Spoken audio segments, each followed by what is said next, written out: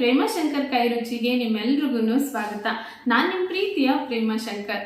ಇವತ್ತು ನಾನು ನಿಮಗೆ ಗೋಧಿ ಹಿಟ್ಟನ್ನು ಉಪಯೋಗಿಸ್ಕೊಂಡು ಮಾಡುವಂಥ ಒಂದು ವೆರೈಟಿ ಅಡುಗೆನ ತೋರಿಸ್ಕೊಡ್ತೀನಿ.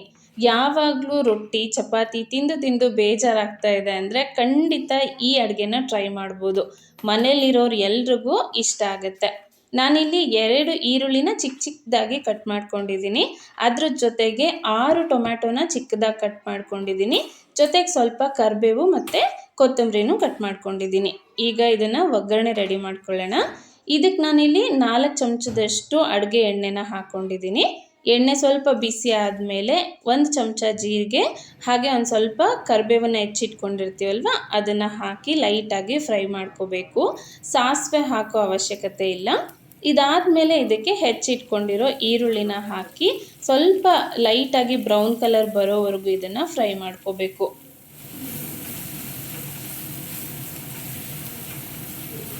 ಈರುಳ್ಳಿ ಕಲರ್ ಈ ರೀತಿ ಸ್ವಲ್ಪ ಚೇಂಜ್ ಆದಮೇಲೆ ಹೆಚ್ಚಿಟ್ಕೊಂಡಿರೋ ಟೊಮ್ಯಾಟೊನ ಇದಕ್ಕೆ ಹಾಕಿ ರುಚಿಗೆ ತಕ್ಕಷ್ಟು ಉಪ್ಪನ್ನ ಕೂಡ ಈ ಟೈಮಲ್ಲೇ ಹಾಕಿಬಿಡ್ತೀನಿ. ಟೊಮ್ಯಾಟೊ ಹಾಕಿದ ತಕ್ಷಣ ನಾವು ಉಪ್ಪು ಹಾಕೋದ್ರಿಂದ ಟೊಮ್ಯಾಟೊ ಬೇಗ ಬೇಯುತ್ತೆ, ಅಂದರೆ ಬೇಗ ಸಾಫ್ಟ್ ಆಗುತ್ತೆ. ಸೊ ಇಷ್ಟಾದಮೇಲೆ ನೀಟಾಗಿ ಇದನ್ನು ಚೆನ್ನಾಗಿ ಫ್ರೈ ಮಾಡ್ಕೋಬೇಕು. ಎಲ್ಲಿವರೆಗೂ ಅಂದರೆ ಟೊಮ್ಯಾಟೊನಲ್ಲಿರುವಂಥ ನೀರಿನಂಶ ಎಲ್ಲ ಹೋಗಿ ಎಣ್ಣೆ ಅಂಶ ಬಿಟ್ಕೋಬೇಕು, ಅಲ್ಲಿವರೆಗೂ ಇದನ್ನು ಬೇಯಿಸ್ಕೋಬೇಕು. ನೀವು ನೋಡ್ತಾ ಇದ್ದೀರಲ್ವ, ಈಗ ಕರೆಕ್ಟಾಗಿ ಇದು ಆಗಿದೆ. ಇದಕ್ಕೆ ಈಗ ಮಸಾಲೆಗಳನ್ನು ಹಾಕೊಳ್ಳೋಣ. ನಾನಿಲ್ಲಿ ಅರ್ಧ ಚಮಚ ಅರಿಶಿನ ಹಾಕಿದ್ದೀನಿ, ಹಾಗೆ 2 ಚಮಚದಷ್ಟು ಖಾರದ ಪುಡಿನ ಹಾಕ್ಕೊಂಡಿದ್ದೀನಿ. ನೀವು ಖಾರ ಎಷ್ಟು ಬೇಕಾಗುತ್ತೋ ಅಷ್ಟು ನೋಡ್ಕೊಂಡು ಹಾಕ್ಕೊಳ್ಳಿ. ಹಾಗೆ 1 ಚಮಚ ಗರಂ ಮಸಾಲ ಹಾಕಿದ್ದೀನಿ, 1 ಚಮಚ ಅಜ್ವಾನ ಅಥವಾ ಓಂ ಕಾಳು ಅಂತೀವಲ್ವ ಅದನ್ನು ಹಾಕ್ಕೊಂಡಿದ್ದೀನಿ. ಹಾಗೆಯೇ 1 ಚಮಚ ಬಿಳಿ ಎಳ್ಳು ಹಾಗೆ ಹೆಚ್ಚಿಟ್ಕೊಂಡಿರೋ ಅಷ್ಟು ಕೊತ್ತಂಬರಿನ ಇದಕ್ಕೆ ಹಾಕಿ ನೀಟಾಗಿ ಮಿಕ್ಸ್ ಮಾಡಿಕೊಂಡು ಮತ್ತೆ ಒಂದು 3ರಿಂದ 4 ನಿಮಿಷದವರೆಗೂ ಇದನ್ನು ಬೇಯೋದಕ್ಕೆ ಬಿಡ್ತೀನಿ. ಈಗ ಮಸಾಲ ಎಲ್ಲ ಚೆನ್ನಾಗಿ ಬೆಂದಿದೆ. ಈ ಮಸಾಲಾನ ನಾವು ಗೋಧಿ ಹಿಟ್ಟಿನಲ್ಲಿ ಹಾಕಬೇಕು. ನಾನಿಲ್ಲಿ 1 ಬೌಲ್ನಷ್ಟು ಗೋಧಿ ಹಿಟ್ಟನ್ನೇ ತೊಗೊಂಡಿದ್ದೀನಿ. ಈ ಮಸಾಲಾನ ಇದಕ್ಕೆ ಹಾಕಿ ಫಸ್ಟ್ ಚೆನ್ನಾಗಿ ಮಿಕ್ಸ್ ಮಾಡಬೇಕು. ಮಿಕ್ಸ್ ಮಾಡುವಾಗ ಇದು ಬಿಸಿ ಇರುತ್ತಲ್ವ, ಡೈರೆಕ್ಟಾಗಿ ಕೈ ಹಾಕಿದ್ರೆ ಕೈ ಸುಟ್ಕೊಂಡು ಬಿಡುತ್ತೆ. ಸೊ ಈ ರೀತಿ ಫಸ್ಟ್ ಸ್ಪೂನಲ್ಲಿ ಇದನ್ನು ಮಿಕ್ಸ್ ಮಾಡಿಕೊಂಡು ಆಮೇಲೆ ಕೈಯಲ್ಲಿ ನೀಟಾಗಿ ಇದನ್ನು ನಾದ್ಕೋಬೇಕು. ನಾದುವಾಗ ಒಂದೇ ಸರಿಗೆ ಜಾಸ್ತಿ ನೀರು ಹಾಕ್ದೇನೆ ಸ್ವಲ್ಪ ಸ್ವಲ್ಪನೇ ನೀರು ಹಾಕ್ತಾ ಇದನ್ನು ನಾದ್ಕೋಬೇಕು.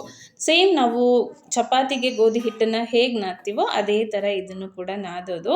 ಸೊ ನಾರ್ಮಲ್ ಚಪಾತಿಗಿಂತ ಈ ರೀತಿ ಮಾಡ್ಕೊಂಡು ತಿಂದಾಗ ರುಚಿ ತುಂಬಾ ಚೆನ್ನಾಗಿರುತ್ತೆ. ಇದಕ್ಕೆ ಮತ್ತೆ ಎಕ್ಸ್ಟ್ರಾ ಪಲ್ಯ ಬೇಕು ಅಥವಾ ಚಟ್ನಿ ಬೇಕು ಅನ್ನೋ ಅವಶ್ಯಕತೆಯೇ ಇರೋದಿಲ್ಲ. ಯಾಕೆಂದರೆ ಇದರಲ್ಲೇ ಎಲ್ಲ ರೀತಿ ಮಸಾಲನೂ ನಾವು ಹಾಕಿರೋದ್ರಿಂದ ರುಚಿ ಮಾತ್ರ ಸೂಪರ್ ಆಗಿರುತ್ತೆ. ಇದಕ್ಕೆ ಒಂದು ಸ್ವಲ್ಪ ಟೊಮ್ಯಾಟೊನ ಜಾಸ್ತಿ ಹಾಕಿದಷ್ಟು ರುಚಿ ಚೆನ್ನಾಗಿರುತ್ತೆ. ಯಾಕೆಂದರೆ ಇದು ಒಂದು ರೀತಿ ಟೊಮ್ಯಾಟೊದೇ ಸ್ಪೆಷಲ್ ಪರಾಟ ಅಂತ ಹೇಳ್ಬೋದು. ಸೊ ಈಗ ಎಲ್ಲದನ್ನೂ ಈ ರೀತಿ ಚಿಕ್ಕ ಚಿಕ್ಕದಾಗಿ ಉಂಡೆ ಮಾಡಿ ಇಟ್ಕೊಳ್ತಾ ಇದ್ದೀನಿ. ಇನ್ನು ಹಿಟ್ಟಿನಲ್ಲಿ ನೀವು ನಾರ್ಮಲಾಗಿ ಫೋಲ್ಡ್ ಮಾಡಿ ಚಪಾತಿ ಮಾಡ್ತೀರಲ್ವ ಆ ಥರ ಕೂಡ ಮಾಡ್ಬೋದು, ಅಥವಾ ಸಿಂಗಲ್ ಪರಾಟ ಥರ ಕೂಡ ಮಾಡ್ಬೋದು. ಫೋಲ್ಡ್ ಮಾಡಿ ಮಾಡಿದ್ರು ಅಥವಾ ಸಿಂಗಲ್ ಪರಾಟ ಮಾಡಿದ್ರು ಅಷ್ಟೇ ತುಂಬಾ ಮೃದುವಾಗಿ ಸಾಫ್ಟಾಗಿ ಬರುತ್ತೆ. ಹಾಗೆ ನೀವು 5ರಿಂದ 6 ಅವರ್ವರೆಗೂ ಹಾಗೆ ಇಟ್ಟರೂ ತುಂಬ ಸಾಫ್ಟಾಗೇ ಇರುತ್ತೆ. ಈಗ ನಾನು ಪುಡಿ ಹಿಟ್ಟನ್ನು ಹಾಕ್ಕೊಂಡು ಈ ರೀತಿ ನೀಟಾಗಿ ಎಷ್ಟು ತೆಳ್ಳಗೆ ಬೇಕೋ ಅಷ್ಟು ತೆಳ್ಳಗೆ ಉತ್ಕೋಬೋದು. ಇದರಲ್ಲಿ ಟೊಮ್ಯಾಟೊ ಈರುಳ್ಳಿ ಎಲ್ಲನೂ ಚೆನ್ನಾಗಿ ಬೆಂದಿರುತ್ತಲ್ವ, ಸಾಫ್ಟ್ ಆಗಿರುತ್ತೆ. ಹಾಗಾಗಿ ಎಷ್ಟು ತೆಳ್ಳಗೆ ಇದನ್ನು ಉತ್ಕೊಂಡ್ರೂ ಕೂಡ ಚಪಾತಿ ಹರಿಯೋದಿಲ್ಲ.